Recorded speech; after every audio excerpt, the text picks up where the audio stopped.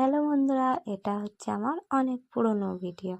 দেখো আমি এখন এখানে করে নিচ্ছি বেগুন ভাজা, কুঁদরি আলু ভাজা, আর আজকে রান্না হবে 2 রকমের মাছ। দেখো এখানে এনেছে চুনো মাছ। চুনো মাছগুলো খুব সুন্দর করে ধোয়া হয়ে গেছে, আর এটা মাছের তেল, আর এটা ছিল কাতলা মাছ। দেখো মাছগুলো ধোয়া হয়ে গেছে, এখন লবণ হলুদ দিয়ে মাখিয়ে নেবো।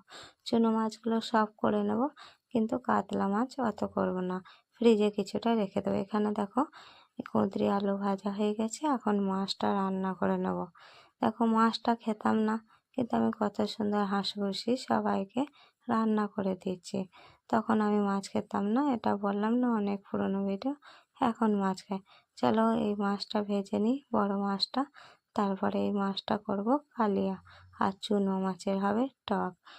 কী কারণে খেতাম না সেটা নাই বললাম আজ, অন্য একটা দিন বলবো তোমাদেরকে। টাটা।